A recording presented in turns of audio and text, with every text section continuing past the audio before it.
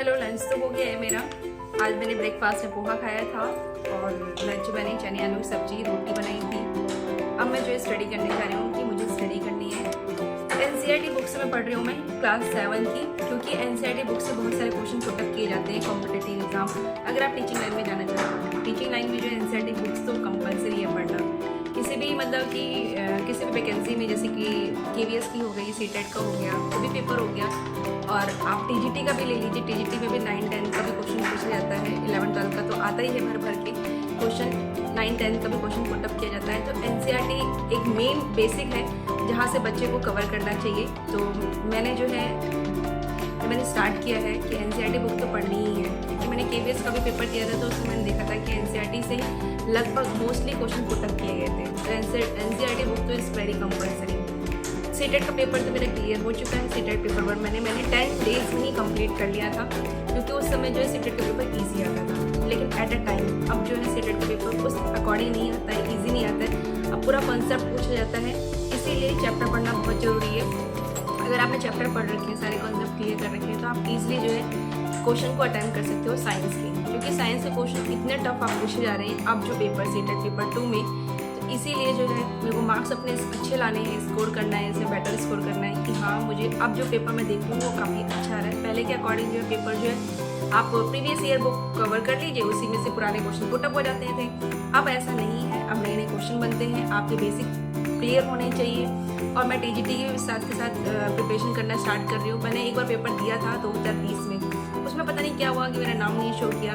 कुछ पता होना चाहिए ना कि जैसे आप रोल नंबर डालते हो तो आप कितने मार्क्स स्कोर किया है, कुछ नहीं पता चला। मुझे तो कुछ समझ में नहीं आता है कि इस सरकार में क्या होता है, कैसे नौकरी मिलती है, क्योंकि हर देखती हो कि हर 5 साल के बाद तो नौकरी निकलती है। बट सरकारी टीचर बनना मुझे तो लग रहा है बहुत ही टफ है आज के युग में। अब प्राइवेट टीचर का तो पूछिए मत, बहुत बुरा हाल है।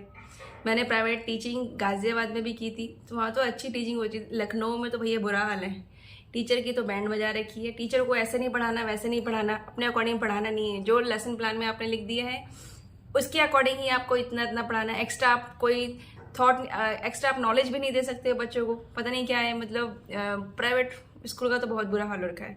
टीचर के साथ ऐसा बिहेवियर करते हैं कि जैसे कि उन्हें तो एक रोबोट चाहिए कि हाँ ऐसे करा देना है, इतने काम हो जाना चाहिए जितना आपने लिखा है। ऐसा नहीं होता है।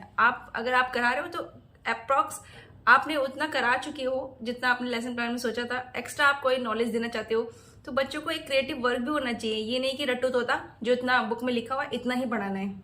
इतना बुरा हो रखा है प्राइवेट स्कूल का, मैं कुछ कह नहीं सकती। सब स्कूल का नहीं बात कर रही हूँ मैं, लगभग ऐसे स्कूलों मैंने देखा है, जो मैंने ऑब्जर्वेशन किया है, जो मैंने टीचिंग करी है, तो जो मुझे वहाँ से मेरे को जो एक्सपीरियंस है मेरा, मैं वो आपको शेयर कर रही हूँ। तो इतना स्ट्रगल है टीचिंग में प्राइवेट में, तो प्राइवेट का तो बहुत ही बुरा हाल है। अगर जिसको करना है भैया कर ले, जो झेल सकता है प्राइवेट स्कूल को तो वे करे, क्योंकि टीचिंग एक ऐसा मतलब सेक्टर है कि अगर आप अपना बेस्ट करना चाहते हो या अपना क्रिएटिव वर्क दिखाना चाहते हो, अपना अच्छे से आप पढ़ाना चाहते हो, अपने तरीके से पढ़ाना चाहते हो, तो आप गवर्नमेंट स्कूल में ही जाकर ही अपनी जो इच्छाएं हैं, आपकी जो भी क्यूरियोसिटी है वो आप अपने एक्सप्रेस कर सकते हो, बच्चों को अच्छे नॉलेज दे सकते हो। तो आपको पहले तो तैयारी करनी पड़ेगी। पहले आपको एक होता है सीटेट क्लियर करना होता है, वो टीचर एलिजिबिलिटी टेस्ट होता है, उसे क्लियर करने के बाद जो मेन एग्जाम होते हैं उन्हें क्लियर करना होता है। इतने तो स्टेप बना दिए टीचर के लिए, ये भी अच्छी बात है, क्योंकि उन्हें भी एक अच्छा टीचर चाहिए कि हाँ आगे के फ्यूचर के लिए, बच्चों के लिए जो है कि बच्चों को अच्छे से पढ़ा सके। ये नहीं कि आला गुला पढ़ा दिया, कुछ भी पढ़ा दिया, बच्चों को भविष्य खराब हो जाए, ऐसा नहीं होना चाहिए। प्राइवेट स्कूल में क्या होता है कि बिना सीटेड वाले टीचर को भी रख लेते हैं। ये क्या बात है?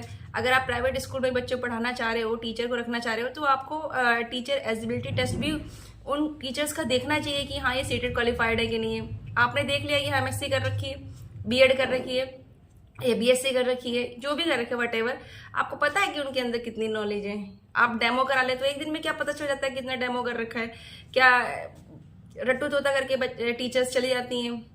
नॉलेज भी तो होना ही चाहिए ना। अगर आप सीटेड ले रहे हो तो उसके अकॉर्डिंग भी आप उसको चेक करिए कि हाँ किस तरीके से टीचर जो आई है उसने सीटेड क्वालिफाइड कर रखा है। कहीं कहीं कम पैसों में टीचर रख लेते हैं, उनको आ जाता तो कुछ है नहीं।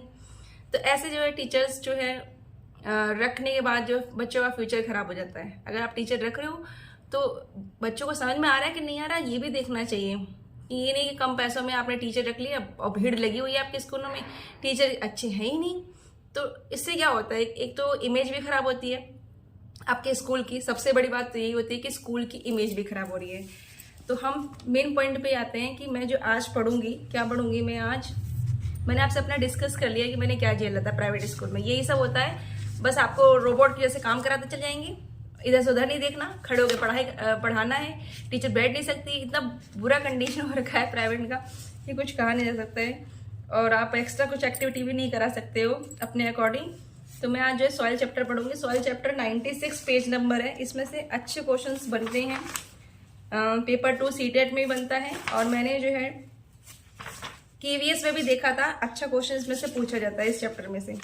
तो मैं तो इस चैप्टर को पढ़ूंगी। मैं कल आपको जो है बताऊंगी कि मैंने इसमें से क्या क्या नोट्स बनाए हैं, किस तरीके से क्वेश्चन इससे पुटअप हो सकते हैं, क्योंकि मेरे को आइडिया हो चुका है कि इस चैप्टर में से किस तरीके के क्वेश्चन पूछे जाते हैं। तो जैसे कि सॉइल हो गया, तो सॉइल जो है कितने प्रकार के होते हैं, कितने टाइप्स के होते हैं। एक होता है क्ले सॉइल होता है, लॉमी सॉइल होता है, सैंडी सॉइल होता है। इसमें पूछ लेते हैं कि इसमें जो है क्या डिफरेंस है, ठीक है। इसमें से एक क्वेश्चन पुटअप किया जाता है। एक होता है पर्कुलेशन रेट होता है, पर्कुलेशन रेट से भी क्वेश्चन पूछा जाता है इस चैप्टर में। मैंने देखा था कि इस चैप्टर से पर्कुलेशन रेट भी पूछा गया था, प्रॉपर्टीज ऑफ सॉइल भी पूछी जाती है, ठीक है। तो ये सारी बातें जो है इस चैप्टर से पूछी जाती है। तो मैं आशा करती हूँ कि ये वीडियो आपको आपके लिए कुछ ना कुछ हेल्पफुल तो होगी। Thank you very much.